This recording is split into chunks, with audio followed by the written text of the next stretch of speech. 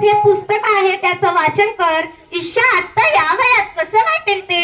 अगं सावित्री, तुम्हाला लग्नाच्या वेळेस वचन दिलं होतंस, आता नाही म्हणू नकोस. तुला हे करावंच लागेल. आजपासून तुझा अभ्यास सुरू. अहो, पण लोक काय म्हणतील? किती बदनामी होईल आपली. लोक थू थू करतील आपल्यावर.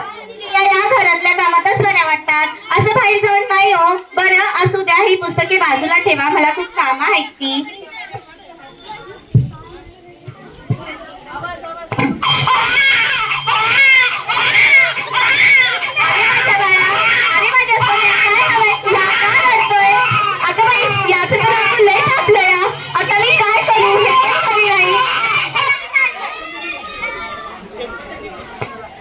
सावित्री, अगं ए सावित्री, किती रडतंय तुझं बाळ? काय झालंय त्याला? होय ग पारू, रात्रीपासून झालंय, लय रडायला लागलंय बघ. काय झालं काय ठाऊक, अंगी लय तापलं या. सावित्री, तापलंय आज इस्त्यावनी. होय ग पारू, आता मी काय करू? सावित्री, हे तर भूत बाधा आहे, भूत बाधा. माझ्या भूताला झपटलंय. नाही नाही, असं होऊ शकत नाही. होय सावित्री, असंच झालं. याच्या पापण्या बघ कशा लाल झाल्या. होय की ग पारू, आता मी काय करू, हे पण करी नाही. अगं तुझं पोरगं लई तापले, आता रडत बसून नकोस. वेळ वाया घालू नको. आपल्या गावाकडे मानसिक बाबा आलेले आहेत, लई जाली उपाय करतात, त्यांच्याकडे घेऊन चल. वाटलंच तर मी येते तुझ्या संग. होय होय, चल लवकर, माझं बाबा लय तापलं या.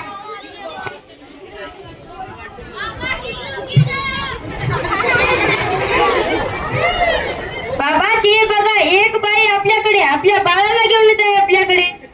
आज आपली कमाई होणार. बाबा, माझ्या बाळाला वाचवा, बाबा माझ्या बाळाला वाचवा. बघा ना बाबा, त्याचा किती इस्त्यावानी तापल्या. काहीतरी करा ना बाबा, काहीतरी करा. तुझ्या बाळाला भूत बाधा झाली आहे. काय भूत बाधा? मग कसली भूत बाधा बाबा, काहीतरी करा. तुझ्या बाळाला विहिरीतल्या भूतानं झपटलंय. काय विहिरीतल्या भूतानं? मग काहीतरी करा ना बाबा, काहीतरी करा. मी माझ्या बाळासाठी वाटेल ते करीन. बाई, थोडा धीर धर. कसा धीर धरू बाबा, कसा धीर धरू? तू फक्त तुझ्या बाळाला बळी द्यावी लागेल, म्हणजे बकऱ्याचे नैवेद्य. ठीक आहे बाबा, मी माझ्या बाळासाठी वाटेल ते करेन, पण माझं बाळ वाचलं पाहिजे बाबा. माझ्या बाळाला वाचवा बाबा, माझ्या बाळाला वाचवा. बाई, तुला काही करायची गरज नाही, तू फक्त पैशाची नवे कामाला देऊ. ठीक आहे, मी माझ्या बाळासाठी वाटेल तेवढे पैसे देईन, पण माझं बाळ वाचवा बाबा, माझं बाळ वाचवा. हे घे अंगाला, हे दिवस आणि रात्र 2 वेळेस अंगावर लाव. ठीक आहे बाबा. बाबा की जय, बाबा की जय.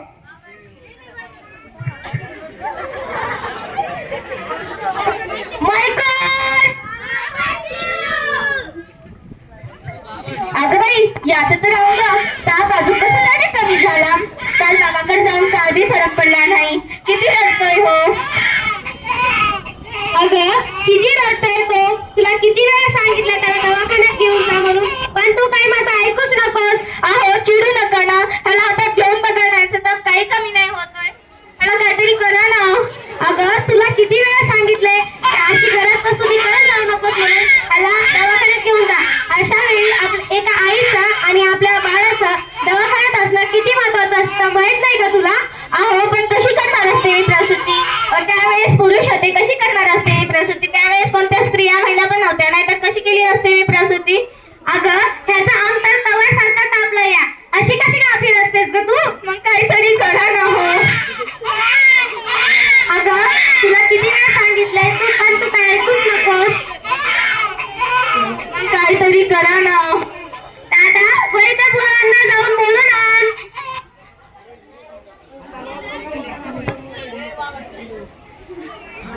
अगं, हे काय करतेस तू?